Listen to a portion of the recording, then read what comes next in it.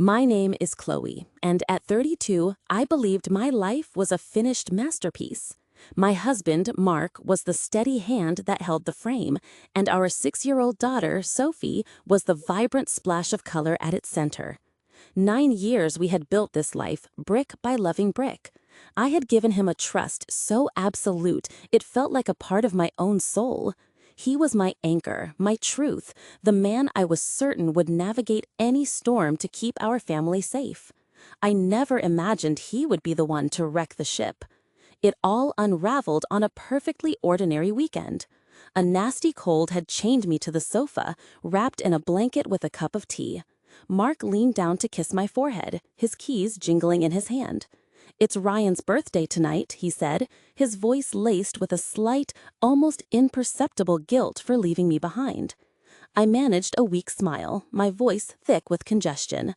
"Okay, have fun. Don't do anything I wouldn't do." He laughed, a sound that felt warm and familiar. "Never," he promised, and then he was gone.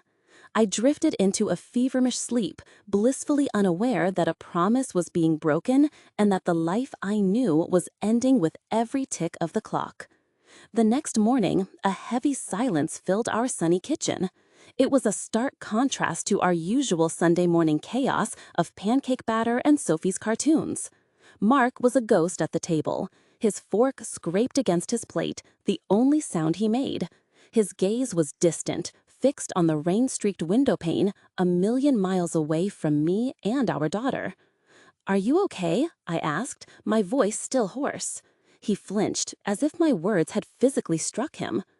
"Yeah, just tired," he mumbled, his eyes darting to his phone and then back to the window, anywhere but at me.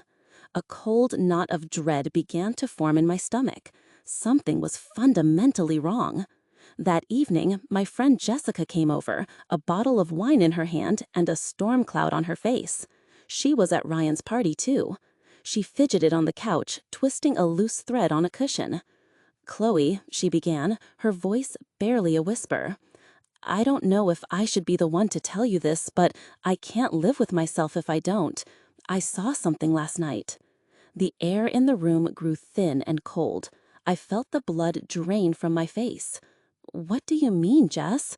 My own voice sounded foreign, distant. She took a deep breath, her eyes filled with pity. "It was Mark. He was dancing with his ex, Emily. He was holding her so close, Chloe, too close. And then I saw them kiss." The world tilted on its axis. The wine glass in my hand felt impossibly heavy. The punch wasn't to my stomach, it was to my very soul, a direct hit that shattered everything I held sacred. "Are you sure?"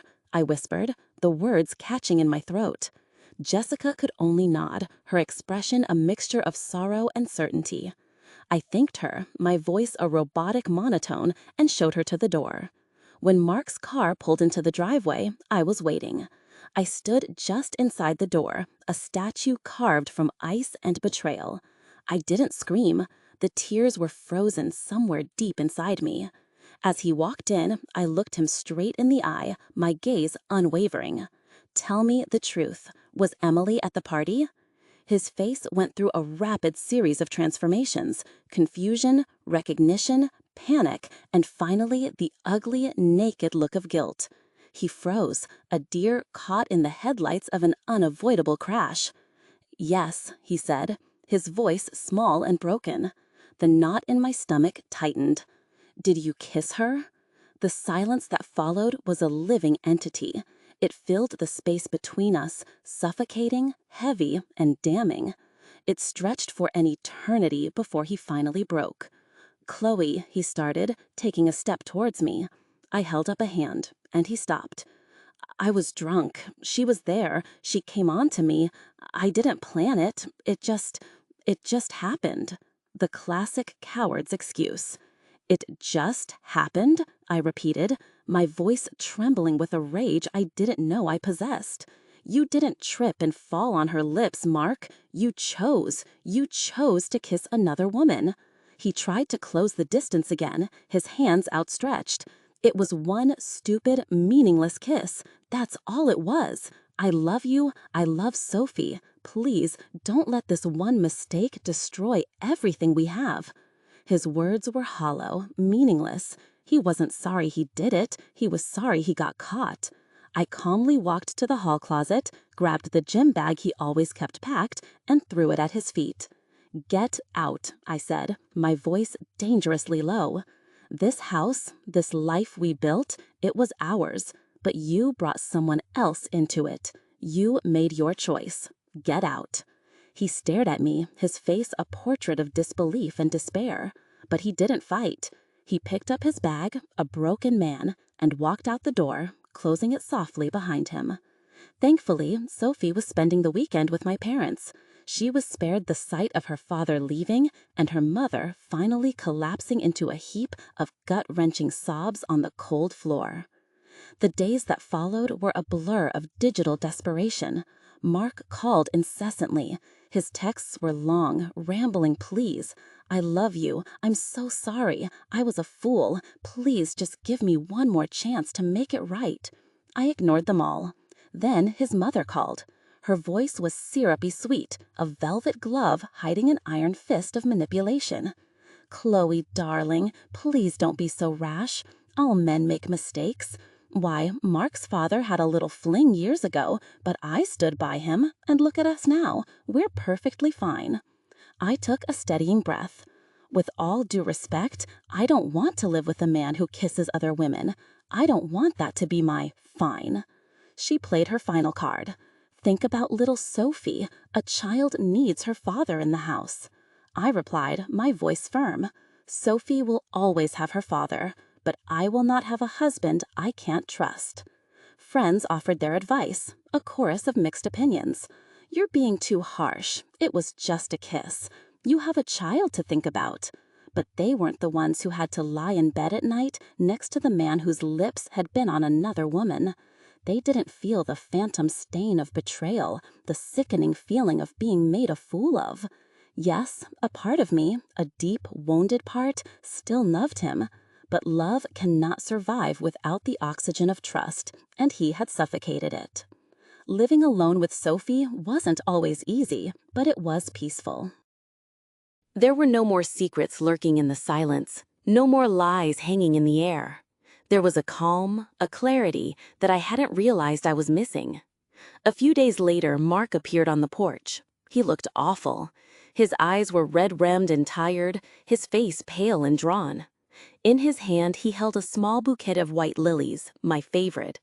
He looked like a stranger, a ghost of the confident man I married. "Can we talk, Chloe?" he whispered. I hesitated, every instinct screaming at me to slam the door, but for Sophie's sake, I opened it a crack. "I made a terrible, selfish mistake," he began, his voice raspy. "I felt lonely, disconnected from you, but those are just excuses. There is no excuse. I was weak and I was selfish, and I hate myself for the pain I've caused you." My voice was calm, detached. "You didn't just kiss someone, Mark. You kissed away 9 years of trust. You broke something inside me that I don't know how to fix." He nodded, tears welling in his eyes. "I know, and I would give anything in this world to take it back." "You can't," I said simply. "You made a choice, and now I'm making mine." His hands were shaking as he placed the flowers on the porch step.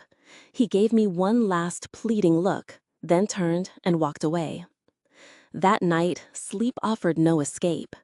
My mind replayed our life together like a movie reel. Our first date, his goofy jokes, the way he held Sophie for the first time, his off-key lullabies. He had been a good man, a good husband, a good father. Was. The past tense was a knife in my heart. The messages continued, but their tone shifted. The desperate pleas were replaced by a quiet, consistent sorrow. "You don't have to forgive me now," one read. "Maybe not ever, but I'll wait. Not because I expect you to come back, but because I know I deserve to wait for the damage I caused. I will always love you and Sophie." I read it over and over, my hands trembling. I hated that his words could still affect me. I hated that I missed him. But I hated what he did more. He started picking up Sophie every weekend. The first time she saw him, she ran into his arms, her face alight with pure joy. It was a beautiful, painful thing to watch. He was still her hero. He was still a good father. But that didn't automatically make him a good husband. Weeks bled into months. He was a constant, reliable presence in Sophie's life. He never missed a pickup. He helped her with her homework over FaceTime. He showed up to her school's field day and ran the three-legged race with her. He even learned how to do a French braid from a YouTube tutorial, his clumsy fingers slowly becoming more adept. He stopped making grand promises to me. He just showed up, quietly, steadily. He wasn't trying to win me back with words anymore. He was trying to earn back a sliver of respect with his actions. One sunny Saturday afternoon, he arrived early to pick up Sophie. She was playing in the backyard. He hesitated at the door. "The garden's looking a little overgrown," he said quietly. Can I help you with the weeding?" I was surprised, but nodded. We worked side by side in a comfortable silence, pulling up dandelions and trimming back bushes, the familiar rhythm of shared work, a ghost of our past life. After a while, he stopped and looked at me, his hands covered in dirt. "Chloe, I still love you.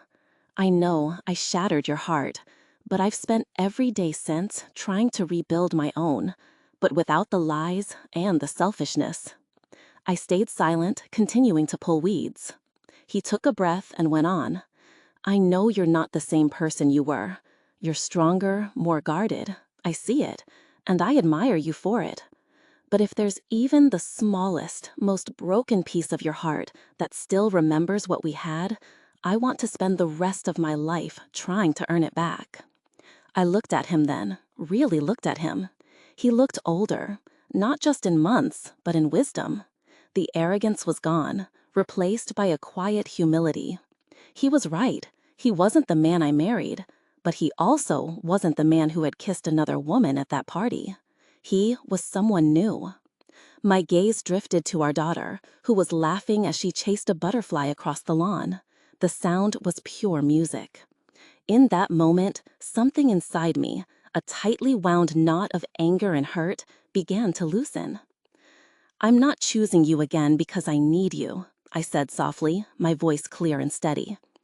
"I'm choosing this because I believe people can grow. I believe in second chances. For Sophie, and maybe, just maybe, for us." Tears streamed down his face, silent and immediate. He reached out and took my hand, his touch gentle, tentative. "Thank you, Chloe," he whispered. "Thank you." I squeezed his hand back. "This doesn't fix the past, Mark. The scar will always be there.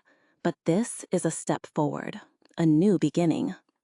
Later that night, as I tucked Sophie into bed, she looked up at me with her big, curious eyes. "Are we a family again, Mommy?" I kissed her forehead, the scent of her shampoo filling me with a fragile hope. "Sweetheart," I said, "we never stopped being one. We just got a little lost, and we needed time to find our way back to each other." Love is not a fairy tale. It is tested, bent, and sometimes broken by the harsh realities of human weakness. But if two people are willing to do the hard work of healing and rebuilding, forgiveness can be the glue that pieces a family back together. Not to erase the past, but to build a future, stronger in the broken places.